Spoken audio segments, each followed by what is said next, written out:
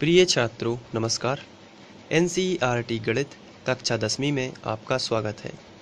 आज हम लोग प्रश्नावली 2.3 का प्रश्न क्रमांक 1 करेंगे, जिसमें दिया गया है विभाजन एल्गोरिथम प्रयोग करके निम्न में px को gx से भाग देने पर भागफल तथा शेषफल ज्ञात कीजिए।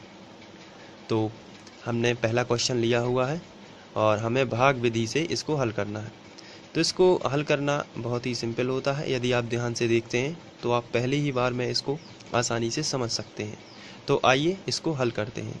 सबसे पहले हम लोग लिखेंगे जो हमें दिया गया है, तो हम सबसे पहले उसी को लिखेंगे। तो इसको लिखने के बाद अब हम भाग देने की प्रोसेस शुरू करेंगे। तो इसके लिए हम भाग का चिन्ह बना लेते हैं। तो ये भाग का चिन्ह इस तरीके से आपको बनाना है।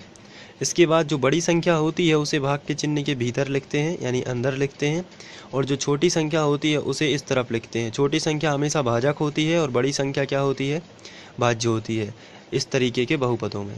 तो आइए सबसे पहले हम px जो बड़ी संख्या है उसको अंदर लिखते हैं। ये है x पर 3 की घात माइनस 3x पर 2 की घात, इसे घन और वर्ग बोलते हैं, प्लस 5x माइनस 3। इसको थोड़ा सा और बढ़ा देता यहाँ पर आप इस तरीके से लिख लोगे, और जो भाजक है उसको यहाँ पर आपको लिख लेना है x वर्ग माइनस 2। अब हमें भाग देना है। तो भाग देना बड़ा ही सिंपल है। सबसे पहले आप यहाँ पर पहले पद को और यहाँ पर पहले पद को देखोगे, या सबसे ऊंची घात या यहाँ पर भी सबसे ऊंची घात को आपको देखना है। यहाँ पर x पर 3 की घात है, लेकिन यहाँ पर x पर 2 की घात है, तो एक x की कमी पड़ती है इसको इसके जैसा बनने के लिए। तो आपको क्या करना पड़ेगा, यहाँ पर वो कमी पूरी करनी पड़ेगी और ऊपर लिखना पड़ेगा x। अब हम x का गुणा x वर्ग में करेंगे तो x घन हो जाएगा, लेकिन साथ में जो हमने कमी यहाँ पर लिखी हुई है इसका गुणा इसमें भी हो जाता है। तो x का गुणा इसमें भी होगा और x का गुणा इसमें भी होगा।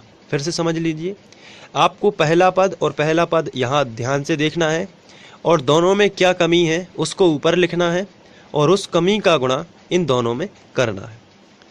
चलिए गुणा करते हैं। x का गुणा x वर्ग में होगा तो x घन ही आएगा, क्योंकि 2 की घात और यहाँ पर कुछ भी घात नहीं लगी है तो 1 की मानी जाती है, और गुणा में घातें जुड़ती हैं तो 2 की घात और 1 की घात टोटल 3 की घात हो जाएगी। यहाँ पर x पर 3 की घात, यहाँ पर माइनस लगा है लेकिन यहाँ कोई भी चिन्ह नहीं है तो यहाँ पर प्लस लगा है, तो प्लस माइनस अलग अलग चिन्ह है इसलिए माइनस ही आएगा, और 2 का गुणा x में होगा तो 2x आएगा, जो कि हम वर्ग के नीचे नहीं लिख सकते, इसे हम यहाँ पर लिखेंगे माइनस 2x। x के नीचे x होनी चाहिए, 3 की घात के नीचे 3 की घात होनी चाहिए, 2 की घात के नीचे 2 की घात।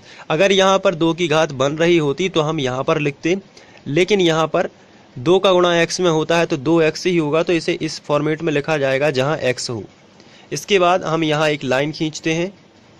लाइन खींचने के बाद हम लोग इसके जो चिन्ह ओरिजिनल हैं उनमें गोला लगाएंगे और उसके विपरीत लिखेंगे। जैसे यहाँ पर इसका ओरिजिनल चिन्ह माइनस है और यहाँ कोई भी चिन्ह नहीं लगा है तो इसका असली चिन्ह प्लस होगा, लेकिन इसमें हम लोग इनके जो ओरिजिनल चिन्ह हैं इनमें क्या करेंगे, गोला लगा देंगे और इनके विपरीत लगाएंगे। जैसे ये धन में गोला लगा है तो इसका अब चिन्ह बदल के हो जाएगा ऋण, और तो प्लस का बन गया माइनस, और जो माइनस है इसका बन जाएगा प्लस। अब हम लोग इसमें जोड़ना घटाना करेंगे।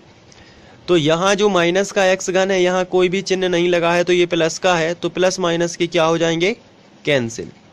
तो क्या मिल जाएगा हमें, माइनस, ये अब ज्यों का त्यों नीचे उतर जाएगा, माइनस 3x वर्ग। यहाँ प्लस का 5 है और प्लस का 2 है, आपस में जुड़ जाएंगे तो प्लस के कितने हो जाएंगे, 5 और 2 7x, और माइनस में कितने आएंगे, 3। तो इस तरीके से हम पहला स्टेप सॉल्व करते हैं। अब हमें फिर से यहाँ पर पहले पद को यानी सबसे ऊंची घात वाले पद को और यहाँ दोनों को देखना है। अब इनमें हमें कमी बताना है कि क्या कमी है। क्या आप बता सकते हैं इन दोनों में कौन सी कमी है? तो यहाँ पर आप कहोगे x वर्ग यहाँ है तो x वर्ग यहाँ भी है, लेकिन यहाँ पर -3 है, यहाँ पर -3 नहीं है, तो कमी कितने की है, -3 की। तो जो कमी है हम यहाँ पर लिखेंगे -3, और -3 का गुणा अब इसमें भी होगा और -3 का गुणा इसमें भी होगा। दोनों पदों में -3 का गुणा होगा और जो आएगा वो यहाँ नीचे लिखा जाएगा। तो चलिए शुरू करते हैं। -3 का गुणा हम x वर्ग में करेंगे तो -3x वर्ग ही आएगा, जो कि हम इसी के नीचे लिखेंगे, 2 की घात के नीचे 2 की घात को ही लिखा जाएगा। इसके बाद माइनस माइनस का क्या हो जाएगा, प्लस, क्योंकि समान चिन्हों का क्या बनता है, प्लस। और 3 दूनी 6, एक संख्या आ रही है इसलिए +6 हम यहाँ पर लिख देंगे। और इसके बाद हम लाइन खींच देंगे। लाइन खींचने के बाद हम इनके ओरिजिनल जो चिन्ह हैं उनमें गोला लगाएंगे। जैसे यहाँ पर ऋण है तो इसका ये असली चिन्ह है, इसमें गोला लगा देते हैं। इसका ये धन है, ये भी इसका ओरिजिनल चिन्ह है, इसमें गोला लगाएंगे और उसके विपरीत लिखेंगे। जैसे ऋण का था यानी माइनस का प्लस में बदल जाएगा और प्लस का माइनस में बदल जाएगा। अब ये माइनस का 3x वर्ग और प्लस का 3x वर्ग ये तो आपस में क्या हो जाएंगे, कैंसिल। क्या बचा, +7x, तो ये नीचे उतर आएगा ज्यों का त्यों, +7x। और माइनस का 3 माइनस का 6 ये आपस में जुड़ के माइनस के ही कितने हो जाएंगे, 9। ऋण के 3 और ऋण के 6 आपस में जुड़ जाएंगे और ऋण के ही कितने हो जाएंगे, 9 हो जाएंगे। इसके बाद हम यहाँ पर देख रहे हैं कि यहाँ पर वर्ग है और यहाँ पर एक छोटी घात x आ चुकी है। इसका मतलब ये होता है कि ये शेषफल आ गया है। अब हम लोगों को लिखना पड़ेगा, ये जो यहाँ पर आया है ये क्या है, भागफल, ये क्या है, शेषफल। तो हम दोनों को लिख लेंगे और यहाँ पर लिखेंगे अतः भागफल बराबर, भागफल जो आया है वो है x - 3 और शेषफल कितना आया है, 7x - 9।